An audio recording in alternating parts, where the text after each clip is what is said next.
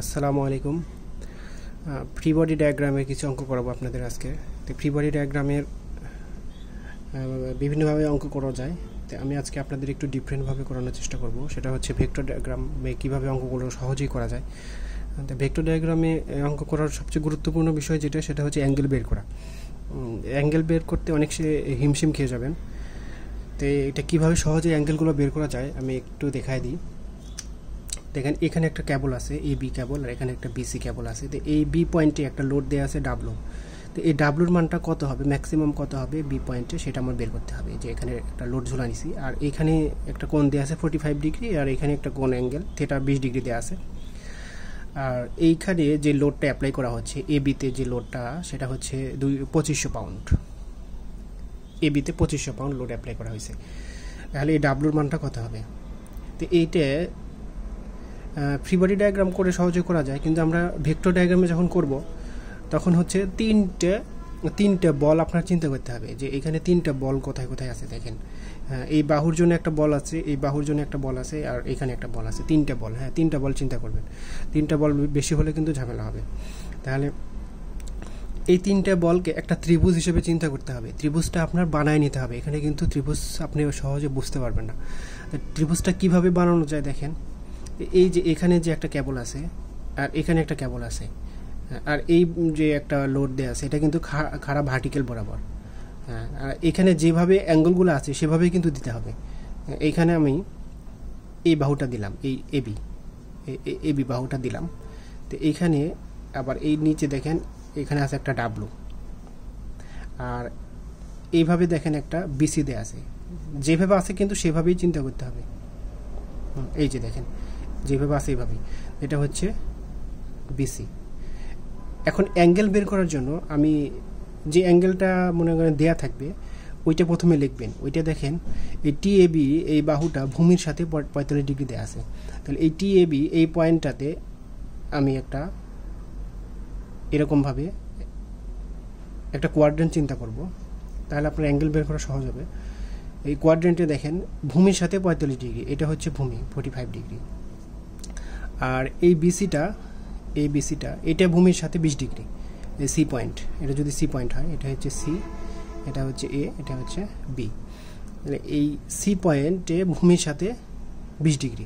তাহলে এখানে একটা কোয়াড্রেন্ট চিন্তা করবেন, এখানে একটা কোয়াড্রেন্ট, প্রত্যেকটা পয়েন্টেই কোয়াড্রেন্ট চিন্তা করবেন। তাহলে এই বিসিটা ভূমির সাথে 20 ডিগ্রি। তাহলে এটা যদি 20 ডিগ্রি হয়, এটা কত? অবশ্যই 90 ডিগ্রি থেকে 20 বিয়োগ করতে হবে। তো কত থাকলো? 90 - 20, তাহলে এটা হবে 70 ডিগ্রি। 70 ডিগ্রি। এখন দেখেন এইখানে যদি আমি একটা কোয়াড্রেন্ট চিন্তা করি, এইটা যদি 45 হয়, তাহলে এই বাহুটাও 45 হবে, এই বাহুটা 45। এটা যদি 45 হয়, এটা কতটুকু হবে? এটাও 45 হবে, যেহেতু টোটালটা 90 ডিগ্রি। এখন তিন কোণের সমষ্টি কত? 180 ডিগ্রি। তাহলে 180 থেকে 45 এবং 70 বিয়োগ করতে হবে। 180 - 45 এবং 70 বিয়োগ করলে আসবে 65। আমার মেন টার্গেট থাকবে এই তিনটা কোণ বের করা। এই তিনটা ভিতরের যে ত্রিভুজ আমরা চিন্তা করলাম, এই তিনটে।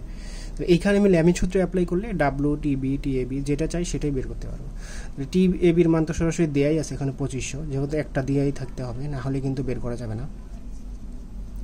তাহলে আমি প্রথমে ডাব্লু চিন্তা করি, ডাব্লু বাই সাইন। তাহলে এই ডাব্লুর সাথে যে অ্যাঙ্গেল দুটো আছে এটা বিপরীত কোণ কত? 65।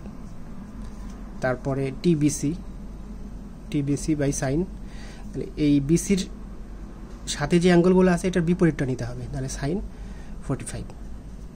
আর এখানে কত আছে? 2500। এটার বিপরীত কোণ কত? 70, সাইন 70। তাহলে এইটা এক লাইনে কিন্তু আমি সমাধানটা করে ফেলতে পারবো। এখানে ডাব্লুর মানটা আসবে, আবার হচ্ছে টি বিসির মানটাও আসবে। এখানে ডাব্লুর মানটা কত আসবে?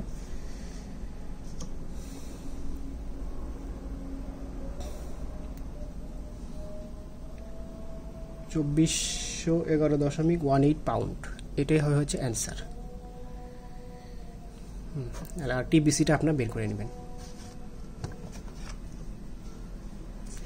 আরেকটা অঙ্ক দেখব। দেখেন এখানে একটা কেবল আছে, এসি একটা কেবল আর এবি একটা কেবল। তো এসি কেবল লম্বের সাথে 20 ডিগ্রি আছে, আর বিসি কেবল ভূমির সাথে 30 ডিগ্রি আছে। তাহলে এইখানে এই দুইটা এসি আর বিসি কি পরিমাণ আমার লোড অ্যাপ্লাই হচ্ছে সেটা বের করতে হবে।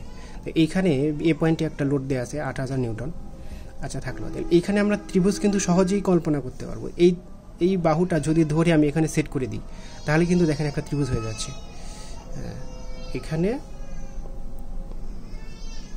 এখানে এবং এইটা একটু মিলাই দেখবেন যে আসলে আমার এইগুলো ঠিক আছে কিনা দেয়া। এটা হচ্ছে এবি, হ্যাঁ এটা হচ্ছে এবি, আর এইটা হচ্ছে এসি, ঠিক আছে, আর এইটা হচ্ছে 8000। এখন আমার অ্যাঙ্গেলগুলো দিতে হবে। এখন দেখেন এবির এ পয়েন্টে এটা ভূমির সাথে 30 ডিগ্রি আছে, তাহলে এখানে একটা কোয়াড্রেন্ট চিন্তা করবেন, কোয়াড্রেন্ট। তাছাড়া কিন্তু ভুল হবে, সবসময় বলবো যে কোয়াড্রেন্ট আগে চিন্তা করবেন, তারপরে যে মানগুলো আছে সেভাবে বের করবেন। এটা ভূমির সাথে আছে 30 ডিগ্রি, ভূমির সাথে 30 ডিগ্রি। আচ্ছা থাকলো। এখন দেখেন এসি আবার লম্বের সাথে আছে 20 ডিগ্রি, তাহলে এটা হচ্ছে এসি, লম্বের সাথে হচ্ছে 20 ডিগ্রি, তাহলে এই টোটালটা হচ্ছে 90 ডিগ্রি। তাহলে এই 90 থেকে 30 এবং 20 বিয়োগ করলেই আমি কাঙ্ক্ষিত মানটা পেয়ে যাব। 90 মাইনাস 20 মাইনাস 30 কত আসলো? 40 ডিগ্রি। তাহলে এই মানটা হলো আমার 40 ডিগ্রি। আচ্ছা, তাহলে এখানে যদি আসি, এখানে দেখেন এটা লম্বের সাথে 20 ডিগ্রি, তাহলে এই বাহুটা এই মানটা কত হবে? লম্বের সাথে এটা লম্ব না, এটা লম্বের সাথে 20 ডিগ্রি হবে। তাহলে এটা 20 ডিগ্রি মানে এটাও 20 ডিগ্রি। তাহলে এখন 3 কোণের সমষ্টি 180 থেকে আমার এই দুইটা বিয়োগ করতে হবে, 40 এবং 20। তাহলে আমার এটা থাকলো হচ্ছে 120 ডিগ্রি। এখান থেকে আমি টিএসি আর টিএবিটা বের করতে পারবো। আমি এখান থেকে লিখি টিএসি বাই সাইন, এই দুইটা বাদে থাকে 120, sine 120 degree is equal to TAB. তাহলে সাইন কত হবে? 20 ডিগ্রি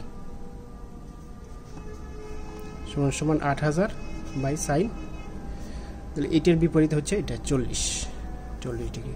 তাহলে এখান থেকে আমার টিএসি আসবে আর টিএবি আসবে। তো টিএসি কত আসবে? 8000 ইন্টু সাইন 120 ভাগ সাইন 40, 10778.37 এত নিউটন। আর এটার মান আসবে হচ্ছে 4256.71 নিউটন। এই দুইটাই হচ্ছে অ্যান্সার।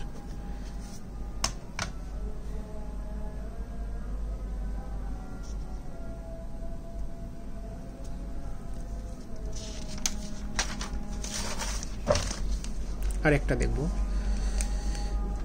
এইখানে একটা কেবল দেওয়া আছে এবি আর একটা কেবল দেওয়া আছে এসি। এইখানে একটা অ্যাঙ্গেল দেওয়া আছে ফাই, আর এইখানে একটা অ্যাঙ্গেল দেওয়া আছে থিটা। এখন বলা আছে যে এই থিটা সমান 30 ডিগ্রি, আর এ পয়েন্টে একটা লোড অ্যাপ্লাই করা আছে এই দিকে 400 নিউটন। তো এই 400 নিউটনের একটা উপাংশ হচ্ছে এবি বরাবর কাজ করবে।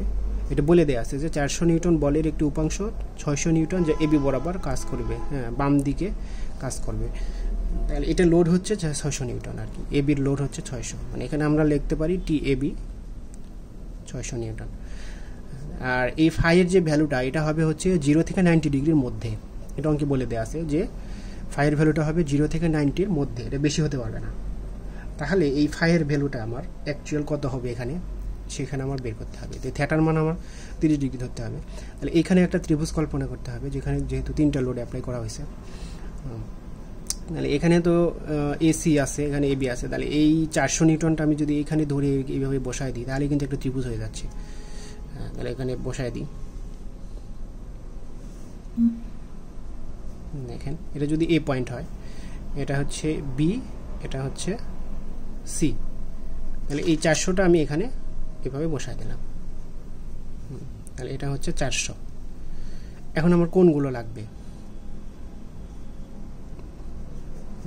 এই পয়েন্টে এখানে একটা কোয়াড্রেন্ট চিন্তা করবেন। তাহলে এই এ বি বাহুটা ভূমির সাথে 30 ডিগ্রি, এ বি বাহুটা ভূমি কোনটা? এটা হচ্ছে ভূমির সাথে 30 ডিগ্রি।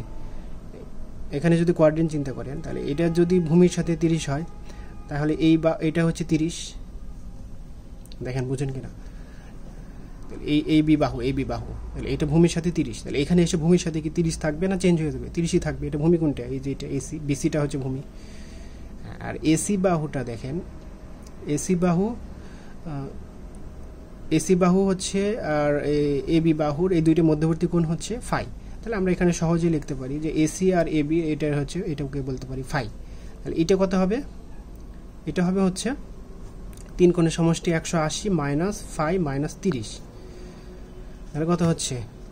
180 মাইনাস 30 করলে হচ্ছে আমার 150 মাইনাস ফাই। এটা হচ্ছে 150 মাইনাস ফাই। এখন আমরা ল্যামের সূত্র ইউজ করতে পারবো।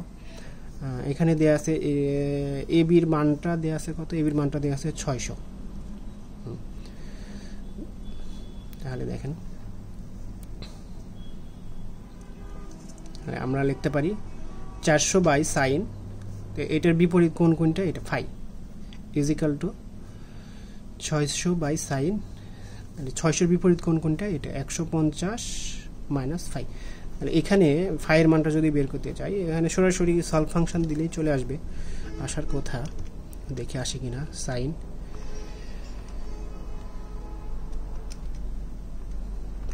600 বাই সাইন 150 মাইনাস ফাই।